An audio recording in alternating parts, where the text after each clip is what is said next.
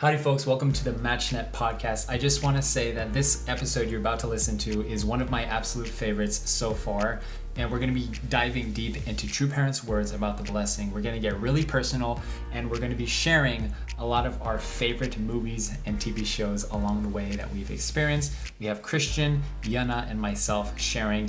If you haven't already subscribed or followed this podcast, I would encourage you to do so because we're making these just for you, good folks at home who are trying to get matched and blessed in the best way possible. And also, please consider sharing this episode with somebody that you love. The only way that this podcast shares around is through word of mouth. So anytime that you share it with someone, it really does impact them a lot. That's all we care about. That's the only reason we're doing this. So let's get started. It is really great to have you all today. We are going to be diving into the best words from True Parents, in our opinions, in our experiences. We have Christian with us, and Yana, how are you guys doing today? Good. Doing okay. Good. Awesome. Fantastic. So there are maybe not, these aren't the best objectively speaking words from True Parents, but I think in our experience, we've benefited the most from us. So according to us, they are. And the reason we're doing this, guys, is because we have found through a survey study, right? Yana just brought this up, that the question was asked, and this is in 2020, right? Of the candidates who received the blessing in 2020. In February 2020. Yeah. February 2020. The question was asked, what is your biggest motivation for deciding to receive the blessing? And what was number one, Yana? True Parents' words. True Parents' words, which was 90%. That shocked me. I was surprised. It was a good surprise. Yeah. But just to be fair, it was like not every single blessed couple of 2020 filled out that survey and after the blessing, but among those who did from all over the world, that was the response. That's awesome. So in a sense, this is, if you want to get matched and blessed, this is probably one of the best ways to actually get there is to study more of True Parents' words, because according to the stats, the majority of people that got blessed were motivated and moved to do so primarily because of their belief in True Parents and the words of True Parents. Okay, so that's why we're going to be sharing our favorite words from True Parents about the blessing and the matching. This is going to be really juicy. We're going to share some specific books that we recommend that you can check out from your local library or your local church. Also, we're going to be reading just a few passages that we really resonate with and explain kind of why it hits home for us. All right. So let's get started. Christian, why don't you give us what you got? Show us what you got. Show and tell. Show and tell time. My favorite quote. First, thank you for having me. My favorite quote from True Father. Before seeking dominion over the universe, you must first control yourself. That says it all. Sounds good. Where is that from? When did he say that? I think he said it in 96, or probably even before. No, probably before that. I think he said before that, but he repeated it a few times in 96. Yeah. Isn't that what True Father's primary kind of mantra that he had when he was a child, like a teenager? Yes. Right. Yeah, so it is really old. Got it. Yeah. Great. So do you have any other books you recommend? Passages? Oh yeah, Divine Principle. This is my favorite book. The DP. He's holding up a big black DP with lots of notes in it. Books marks. My favorite chapter in the Divine Principle is chapter 1. Yeah. And I'm going to read one line. To some people, it may mean nothing. To me, it means a lot. There you go. So this is just the beginning of the principle of creation, the first paragraph.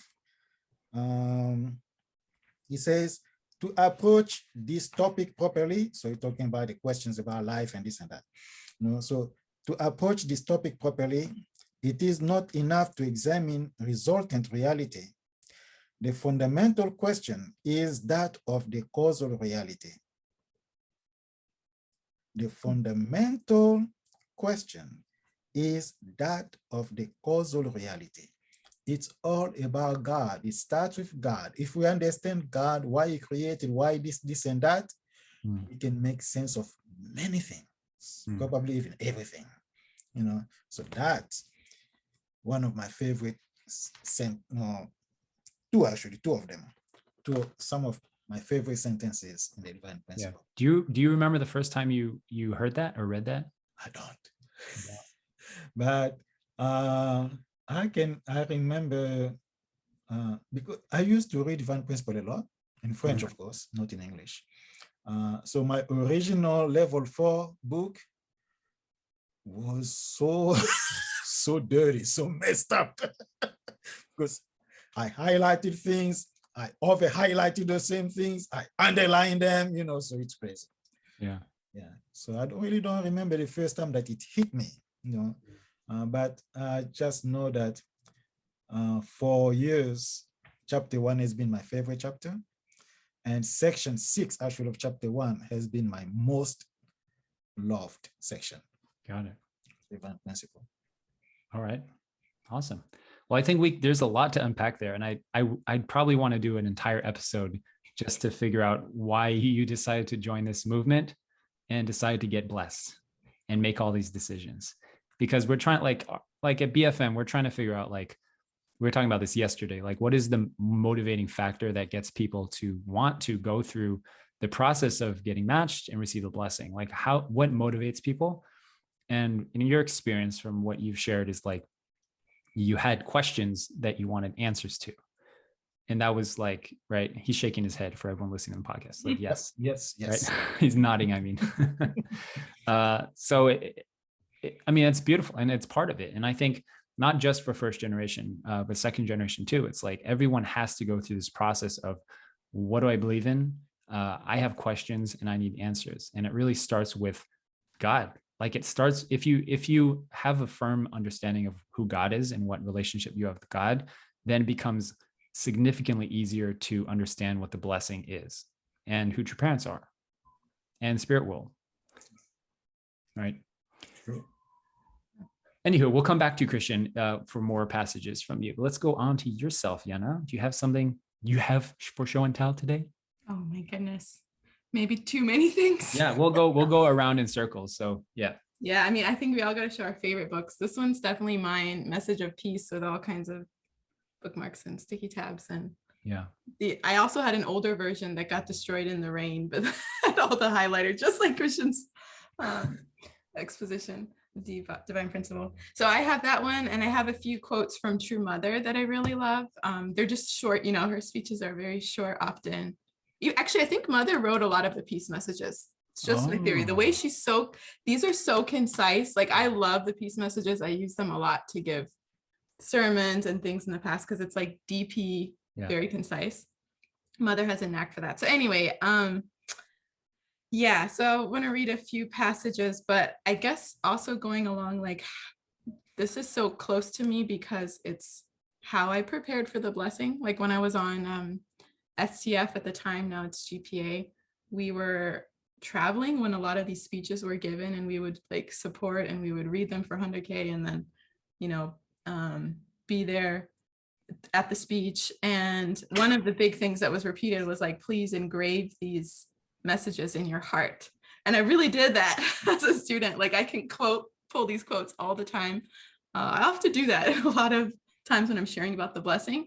So, but that's one of the biggest things is like, particularly understanding how valuable the blessing is to God.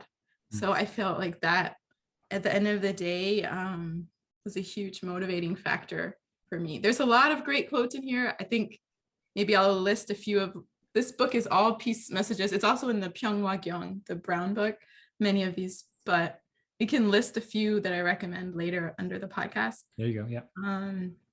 But I guess one that really struck me, and I guess it's more of a somber quote, but I do feel that for me, the impact of the blessing and choice, I had a lot of my own personal reasons, but especially for God and the world, what it means. So it's under this section, Importance of Lineage, which is in there. There's a lot of the titles are really obvious, like the value of the international cross-cultural marriage blessing, importance of lineage. You can find very easily things you want to read about in them. But just the first paragraph, do you know what has pained God's heart most, causing him the greatest grief over the long history since the fall of Adam and Eve? God lost his lineage. And with that, God lost the basis of human brotherhood. I'm going to talk about that quote, especially as a mom now. basis of human brotherhood. What does that mean? And even God, his, her ownership over the creation. God's lineage is more precious than life itself. Without it, the fruits of true life and true love never matured. They became instead the fruits of Satan, lacking any relationship with God. And from them descended the 6.5 billion people now filling the earth. That passage for me really, like, I don't know, it's engraved in my heart of like, what does the blessing mean to God? And I often show this image of like how excited God is about the blessing. Like, it's a more of a somber passage on the point of how hurt God was by the fall, but what the blessing means is the solution and how excited God is about it. And I think that's so important to think too, like going through all that you go through to the blessing, and just how many people, blessed couples there are in the world, like how much joy that brings to God is just, yeah, it's the part I think about a lot, but it's rooted in that passage too, of like, we're helping to ease that God's heart in so many ways. Still a lot to do, right? But I think God's heart won't fully be eased until the whole world is blessed families. But yeah. So that's one I wanted to read. And then there's a few from True Mother that are just from different speeches. A lot of these she gave in like 2014. Many of them were to blessed children. One of them is at a matching, but just one line. I think I share about this in one of the blessing. I've said this a few times, but please think of the flood during Noah's time. Is the ocean larger or is the mountain larger? The answer, the ocean is larger. You all probably want a partner who has a heart as wide as the ocean, right? Yes, it's the same for your partner. This is the most important teaching among True Father's teachings, true love. Good one. And then the last one, again, from True Mother. I feel like it kind of goes in hand with the God's perspective from the peace message, but true parents must not only be your true parents, but also humanity's. Even though the 7 billion people of the fallen world do not know how they ended up in such an environment, their original minds desire to become happy, to find peace, and to live a good life. Yet the reality is that the members of the human race throughout history have been aggravating every problem. Not a day goes by comfortably. We thought that we would be happy if food were abundant and if we lived well, but this is not the case either. We become discontent. Why is that? It is because the people of the world today did not live according to God's word and did not receive the blessing.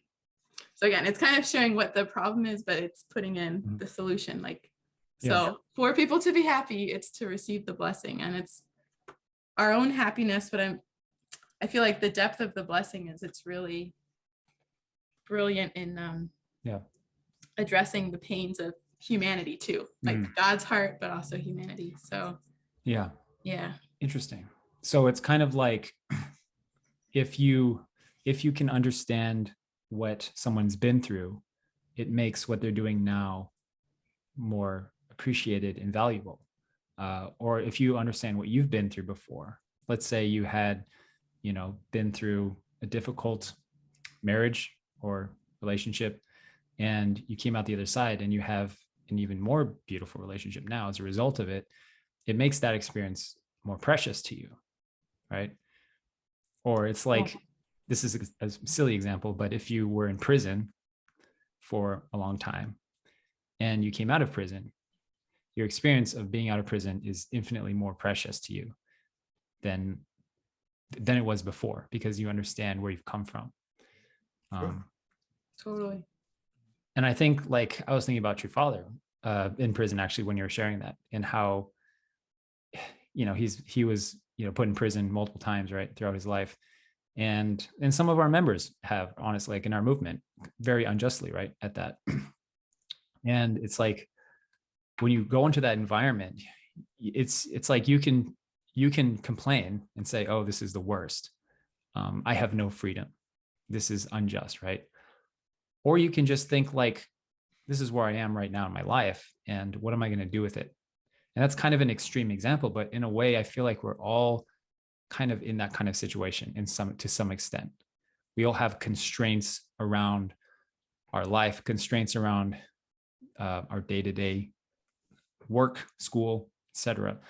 And we can see them as a constraint and label it as bad and negative and the worst thing ever, because my phone doesn't work, or because my whatever. These are two extreme examples we're talking about, right? Or we can say, okay, this is the situation I'm in now, and I will appreciate more not being in the situation, or I will have understanding and compassion for people that are in the situation. Anyways, Yana, when you're sharing, I was like, anytime I actually hear you sharing about this stuff, I feel like a lot of conviction from you, and I think sometimes you talk with people and you just could tell that they really like believe what they believe. And it's kind of cool because you could believe something completely different and still, and we don't, by the way, just in case people are curious, I'm totally on board with what Yana's saying. I was wondering, Benji. No, Christian, on the other hand, is a piece of work. It's like you could have completely different beliefs from somebody, but if they have conviction for what they believe, you are intrigued. It's like, why do they believe that? Yeah, exactly. Why do they believe that? Is there something that they have that I don't?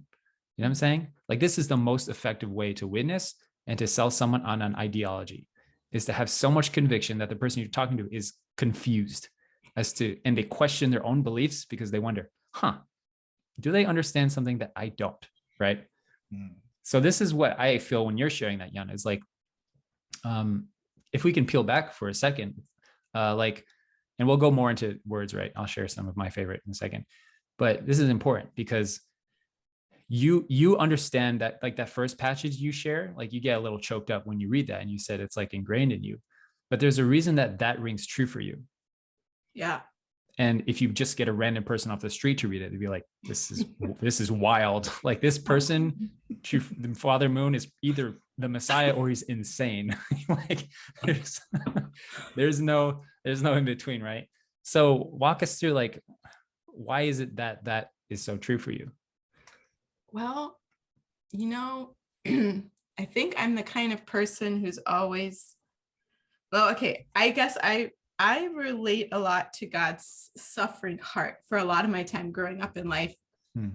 My own experience, but also I've lived in a lot of different countries around the world, and I've just seen both very wealthy and not wealthy. And I've seen how at the end of the day, a lot of families are struggling and suffering. So that's always rung true in some ways of like, what can I do to help that? And then, like, what hit me was realizing that, like, if people are suffering, God, who loves every single person like so deeply, is suffering along with them. And I guess a lot of my connection to the principle, my favorite chapter in Divine Principle is actually Resurrection, which is like such an interesting chapter. But it's because to me it showed like there's a way for every single person, right? And like that's God's love. But I spent a lot of my life in that connection to God's heart of restoration or time of the fall. And that's how I understood things. And that's how I understood the blessing. So I shared that. But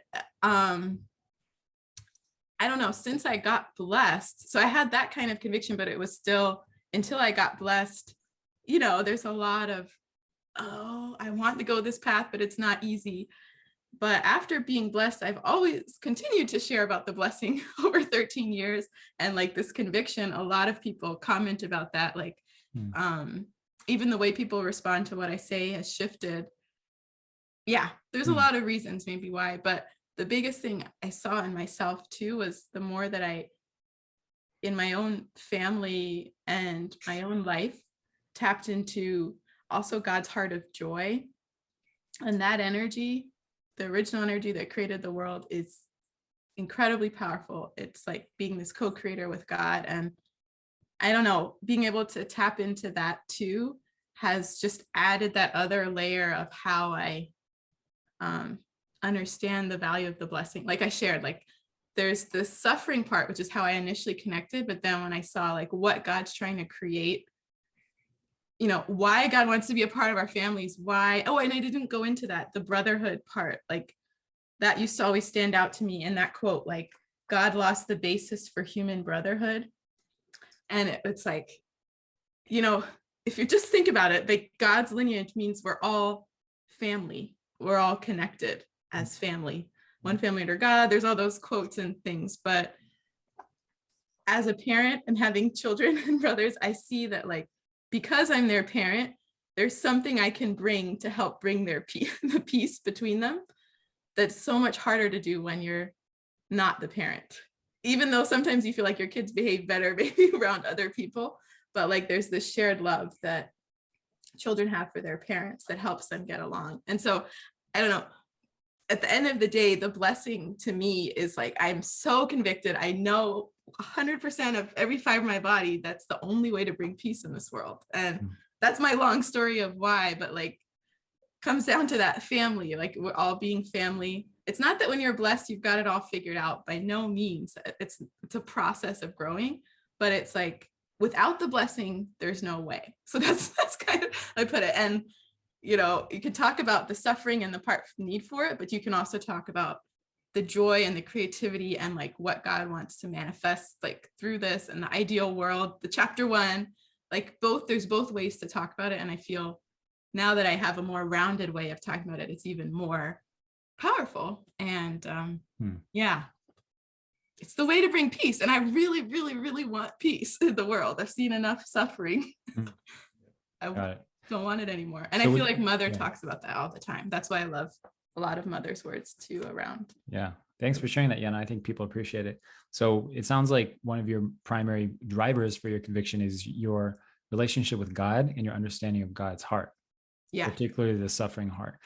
Would you say that that was the first experience you had with God, if you can recall? Yeah, definitely. First experience when I was 12, understanding God's heart of suffering. I'll never forget it. I think I've shared this so many times. Go ahead. No, do it. Yeah. It's funny because I heard Crescentia's testimony. Crescentia, the BFM director before me, and she had almost, I feel like parallel times in her life, almost the same experience with a different movie. But it was with a movie. And for me, it was watching the movie Diary of Anne Frank. And at the end, and just like as they're going, she's a diary, it's a true story about a Jewish girl who was writing in her diary, and then her family gets captured. They're hiding from the Nazis, and then they get captured and sent to a concentration camp where she eventually passes away. And I had read that book, so we were like watching the movie together, my mom and I just got overwhelmed at the end. I mean, I knew what was going to happen, right? But I was just like, how can people be so horrible to one another? And it was just like, you know, that in itself. But then I just thought about God, like watching people be horrible to one another. And like, it was just like, whose heart can hold that much pain? Like how much pain God holds. And it was that moment I was like, I just want to at least not add to that pain, you know, just a little bit, ease it. And yeah. And then I was just crying like nonstop. And my mom, who was like not a TV fan, was like, oh, see, this is why we don't watch TV. It had nothing to do with the TV, you know. And then anyway, I heard Crescentia talking, and she had a similar experience with watching the movie Amistad, which is about like the slaves and the slave ship, and then like coming, and anyway. And I just felt like, wow, look at us. We had these similar moments and realization of God's suffering heart. But yeah, that's so deep rooted. And that was when I decided I wanted to get blessed, when I heard about the blessing, because I was like, I can bring joy. I can ease a little bit of that suffering. It's awesome. Oh man, this is great. We could talk for hours. So I'm going to share a little bit about my quotes, and then we can go around in circles more. But first, my favorite, I forgot to say, guys, if you're listening to this and you're enjoying it, be sure to subscribe or follow this podcast, because we're providing content just for you guys every single week now. And it's the best way to prepare for the matching and blessing that we have in the world, right, guys? Yep. And also podcasts, the only way that podcasts grow is through word of mouth. So if you can please share this with somebody that you love, that's the only ask we have. Your family member, your team, your parent, your child, if you're a parent. And that's the only thing we ask, is just share this episode or any episode, and that'd be great. All right. So my favorite divine principle chapter is the whole divine principle, guys, because I'm okay. Because I don't choose what's the best. No, I'm kidding. I like Christology. Okay. Just because I like sounding like I'm smart. I like pretending like I know what Christology is. I'm still confused about that chapter. And my favorite God moment in a movie was probably Dragon Ball. Christian, do you know what Dragon Ball is? No, I don't. Okay. Anyways, it's a lot deeper than you think, guys. Trust me. Basically, it's like the whole. This sounds silly, I know. Trust me. Okay, so the whole premise of Dragon Ball is the goal in the world. Like everyone's number one goal is to be the strongest in the universe. Like everybody just wants to be the strongest in the universe, and it sounds silly, but and then Goku, who's the main character, the guy with the spiky hair, he's always trying to be the strongest in the universe, and he just is obsessed, like obsessively trying to fight new characters and bad guys and get stronger and stronger. And so, and then his son, who's like the up and coming, strongest in the universe, at one point surpasses him in strength when he was a kid, like a kid, right? And then they were fighting this monster, this bad guy, and Cell, the green alien, right? And then he's about to beat them. Goku's about to beat this monster, and he says, "You know what? There's someone else here that can beat you." And he calls on his son. God, I'm crying. Oh my God. Yes, more tears. Good. Okay. He calls on his son, right? Gohan. And he says, "Son, I believe in you. You can do this." And he gives his son Gohan this opportunity to defeat Cell because he believes that he's stronger than him, right? And he turns out he's right. And everyone was like, "What are you doing? Just finish him. Just finish him. Just do it. Don't let this kid." And then Gohan comes in. And of course, Goku dies, right? In the process.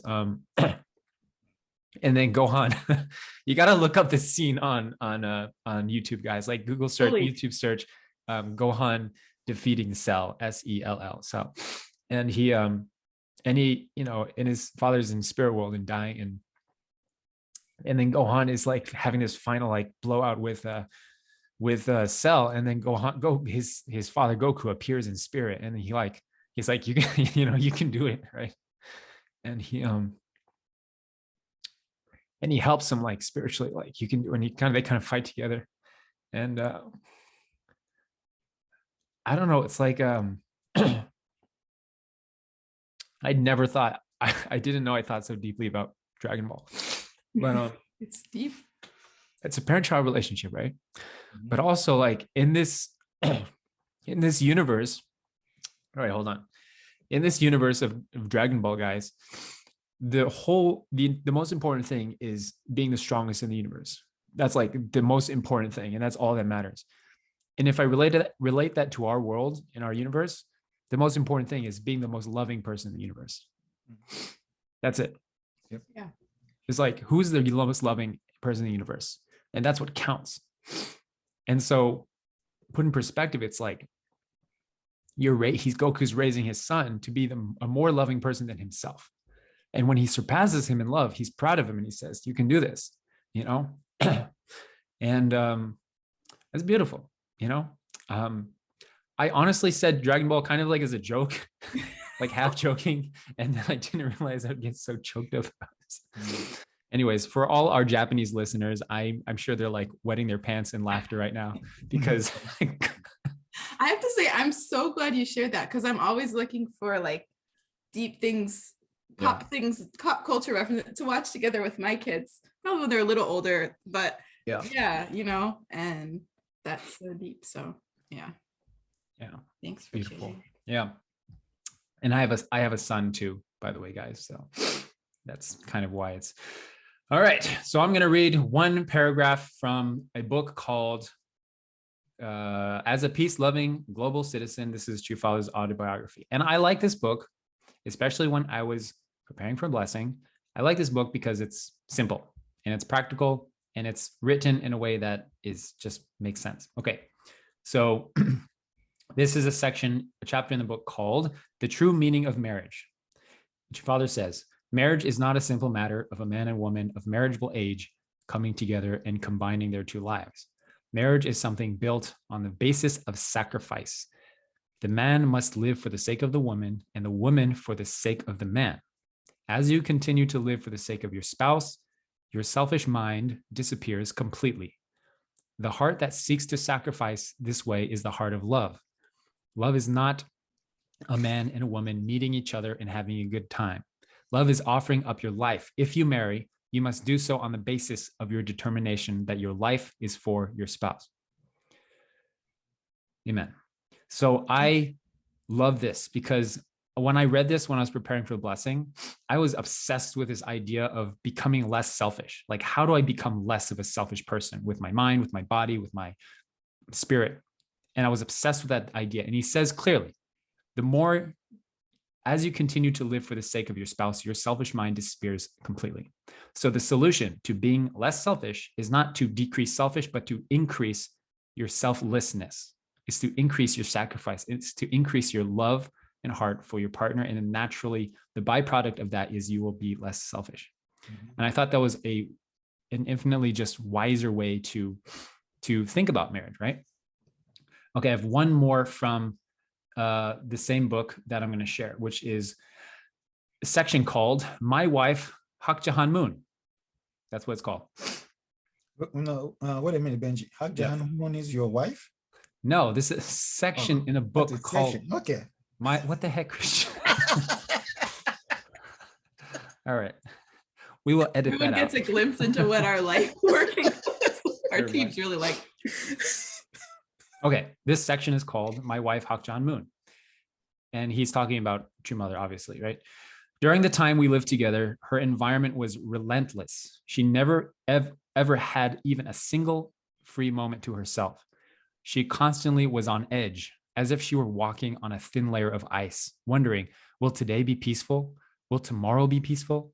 Because she had to attain God's standard of motherly love. Sorry, one second. Sometimes even her affection for me had to be curtailed. Is that a word? Curtailed? Yeah. I don't know that word. Curtailed for the sake of her eternal mission. It was all necessary for her to become true mother, but I am sure it caused her grief in her heart. I might say a word in passing and not think much of it. She, however, had to harmonize herself with every word. So I'm sure her suffering was great.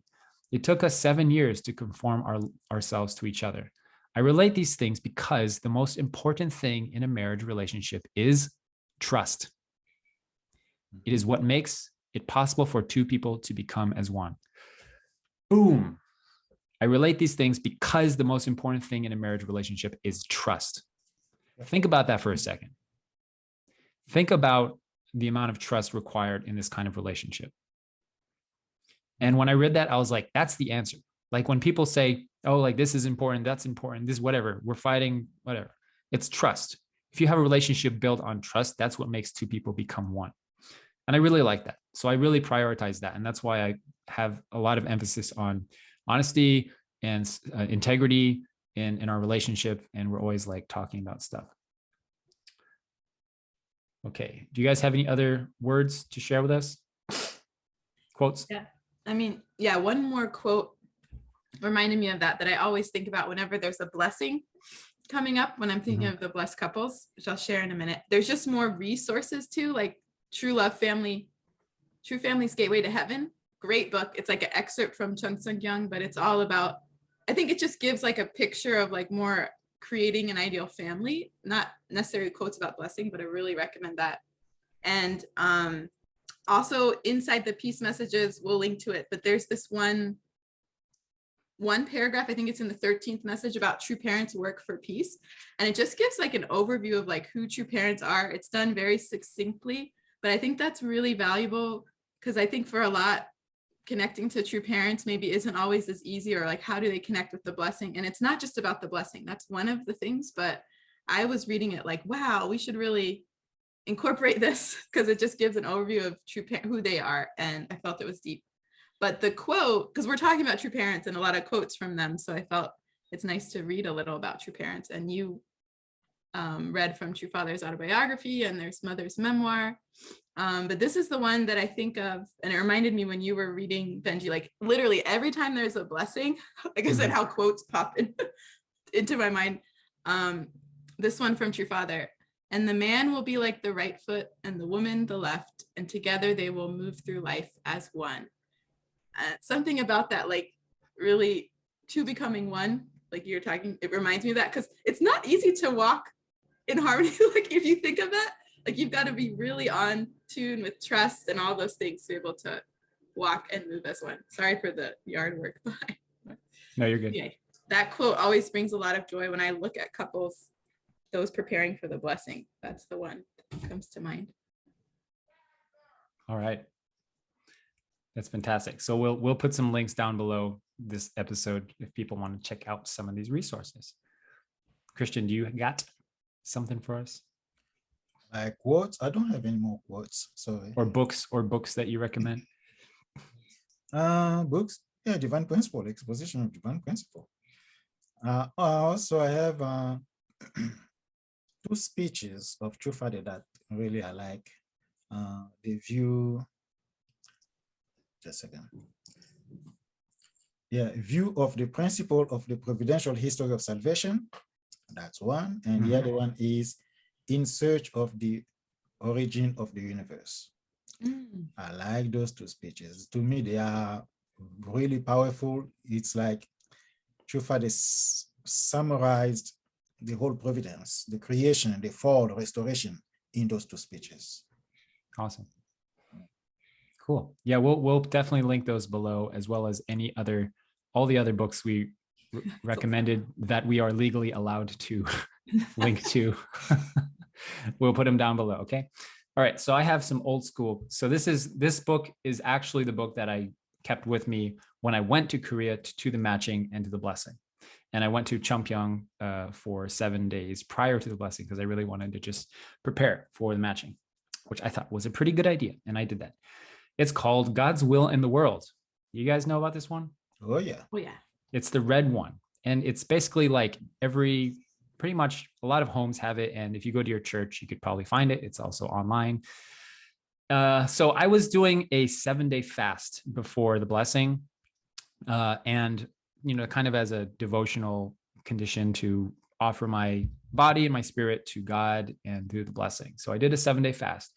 And on the 7th day, right before it turned noon. So it's like a few minutes before noon, I was in prayer and I was like, I'm finishing the 7-day fast. I'm super hungry, but I want to offer this to God. And so I opened this book, God's Will in the World, to a random page. Like I promise, a completely random page. And this is what it said. I quote, "Those who have fasted for 1 week, raise your hand. Anyone who has never experienced fasting cannot understand the feeling at 3 minutes to midnight on the 7th day, even if somebody explains it to him by writing hundreds of books. To write and explain the taste of honey is not the same as tasting it. Therefore, if a person wants to believe in the path of a cross, it's better to go the path of the cross substantially. One who does not understand God's heart must put himself in a position to discover it. One should persevere through any hardship to seek after God's heart. The fact that we are the descendants of a fallen man whose heart is separated from God's heart is intolerable to God. Furthermore, to create some theory centered upon man or to speak about some self-centered reciprocal standard, etc., is out of the question." So I read this and then I looked at the clock and it said 11:57 p.m. And I was like, what? I was so confused because I opened a random page and it said, anyone who has never experienced fasting cannot understand the feeling at 3 minutes to midnight on the 7th day. So obviously I took that to heart. And I don't think that something as coincidental as that is possible. And that's one of my firm beliefs about God and spirit world, is that there is something guiding us to make decisions, and it's for us to make those decisions. And after that, I decided, okay, I want to get blessed. Okay, I want to do this, which blew my mind. Yeah, cool. Any comments on that? I think that's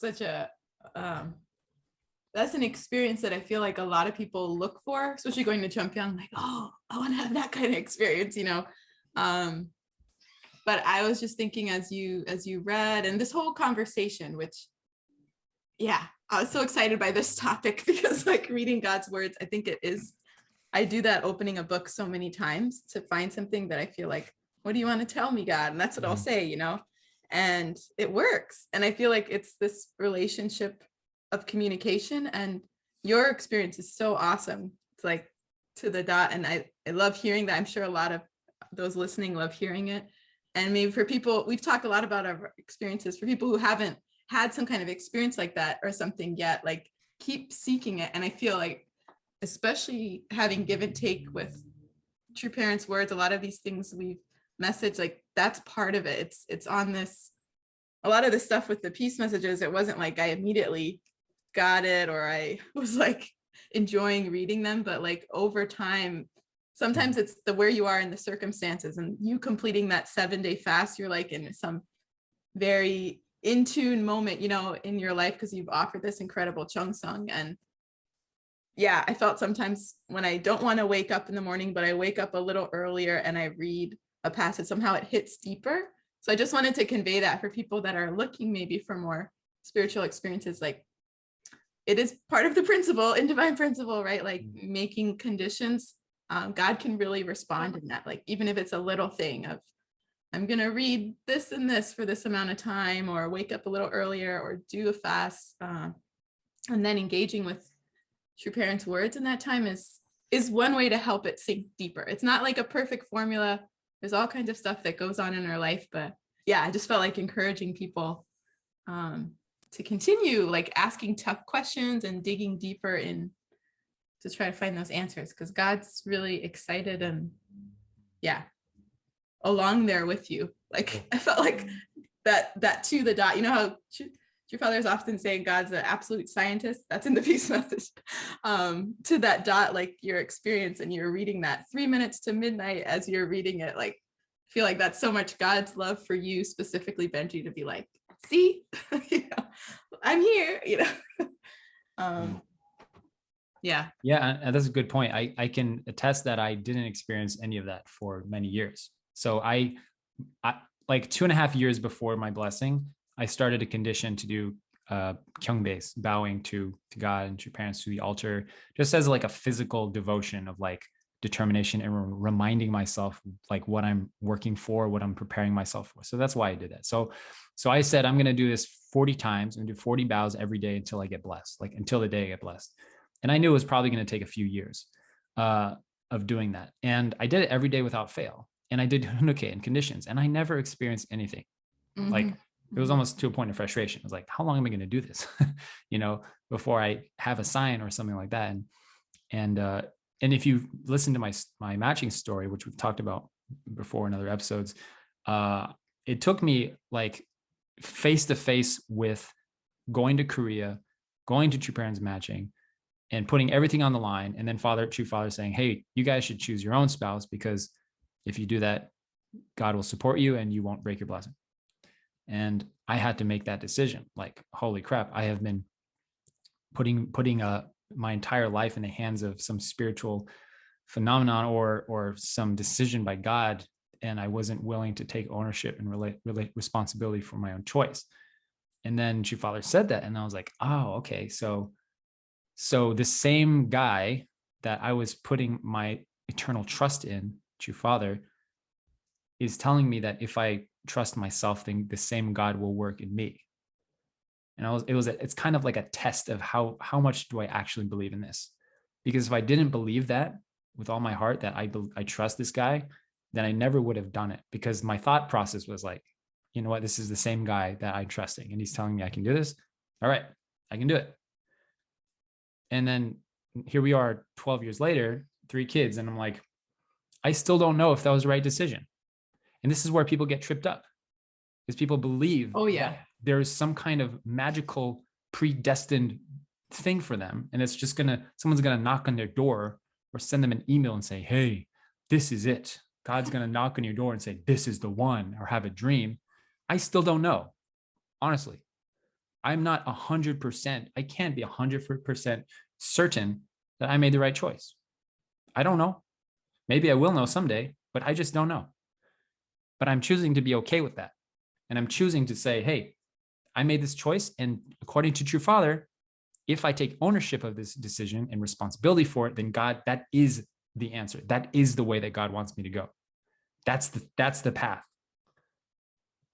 And so I want to highlight this point I'm making with this last quote from me, which is from the same book. And the section is called "Your Blessing Should Be Unexpected." And I think this is probably one of my favorite things.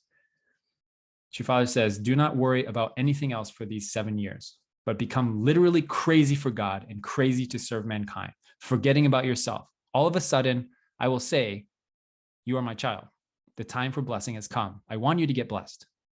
Then you might respond, "Have 3 years passed already? Oh no, Father, I still have more to do and I must become more mature." That is the natural response. In the Garden of Eden, Adam and Eve were not to tell God that it was time for them to get married. Instead, God was to tell Adam. When a News World staff member wrote to me asking, "Father, I want to get blessed. Can't you bless me?" I wondered, does this brother really know the principle? Another brother was extraordinarily lucky. He was not even a candidate for the blessing, but was just driving the candidates up to the matching when he happened to be selected. He never expected to be blessed at that time. That should be the natural situation. If you really know the principle, you will know that this is the way the blessing comes, just all of a sudden. So you can conclude whatever you want from this passage, guys. But for me, when I read this, like right before the blessing, I was like, so what's important here is not me forcing my way to this blessing and finding this person, but really like investing myself. And if I do that as a result, the time will come naturally because of the growth and the maturity and development that I've had. And I think this is true for many reasons, but also practically speaking, the more you invest in yourself, the returns on that investment will see dividends further down into your marriage that you ever thought possible. Why? Because the more mature you and loving you are as a person, the more successful by definition your relationship in blessing will be down the road. That's just a fact, because a relationship that is successful takes two individuals that are mature, not perfect, but willing to grow and willing to mature. So if you're, in a situation where you're trying to get matched or frustrated, or you're trying to figure out this blessing thing and you're thinking, what's the point of all this work I'm doing? Well, according to your Father, you should be literally crazy for God and crazy to serve mankind, forget about yourself. And all of a sudden you wake up and say, "Hey, has 3 years already passed? No, I want to do more." And that's when God calls. And that's when God says, "Hey, you ready for this match blessing thing?" And I think that's a helpful framework to think about it, instead of like, "Oh, woe is me. I'm already 30. Like I've talked to people all the time. We're like, "I'm 30 years old. I'm so old." I'm like, come on, have some perspective. I'm 35. Have some perspective. We have people getting blessed all the time who are in their 50s and 60s. All right. We have people who are in the most dire of situations. It's not a comparison thing. But think about the suffering of God and think about the suffering of people. And can you really with confidence say, I'm 30 years old, I'm too old or too ugly or too this or that, and no one will accept me, and I have all these beliefs about myself that are holding me back? Have some perspective. And this is why we're talking about True Father's words, because it gives true parents' words. True Mother and True Father give us perspective on what's really important. It takes us out of ourself and sees things from a new lens, from ideally God's perspective. Because as long as we don't have these words and we're just thinking in our own heads and not going to church and not talking with people, then we're only going to be seeing from our perspective. We have no way to grow. That's why it's important. This is why I do Hundoke. This is why I go to church every Sunday. This is why I do Hundoke with my kids. It's because I need perspective that is not just my own. I need to see things from a broader perspective because I don't have the answers. Okay, that's all I wanted to share. What about you guys? Kristen, you want to go? I really don't have much to say here. I was just thinking about why we need God's words. It's like, well, Christian probably better because you said section 6 of chapter 1, but the life elements, like the words is love, right? That's part of how we receive God's love, like that, seeing yourself from God's perspective. What you were just saying, Benji, is needed, and that we need that. And then also, how do we apply those words? Because I think a big thing, and why I also wanted to encourage reading, I know we read it in another one, the actual blessing vow, that's a good thing to read as you're preparing for the blessing. True Family's Gateway to Heaven. There's a peace message about the family pledge, but like thinking in the, what type of family are you creating? And I think a lot of the things that you touched on, Benji, about commitment, about the way, I always blame Hollywood, but like this idea of like, you know, we're just going to get an answer, but the key is taking ownership, and that's where the real joy is. Like I mentioned how I learned to connect to God's joy of creating, and like what we're creating, how I'm creating my best version of myself in all areas, in all relationships, being the most loving version, to love limitlessly like God. It's like, it's not something that happens like that, or it's not that, even conviction and commitment, it's like by continuing to make choices toward that. Like commitment is something you continue to make choices toward, and it defines your lifestyle. And that's where confidence and conviction comes from. Is like when I act on my conscience, like doing those things, that's, and then it happens, applying the words like it's good to do conditions, or it's good to do this, and apply it. And I see that it's true, like God's able to show, then I get more confidence and conviction. And it's literally how you grow, you know, your spirit. And, but I think, yeah, a lot of that perspective about growth and all those things, really, we need to hear that from God and True Parents' words, because we can be really hard on ourselves, or we can be really impatient.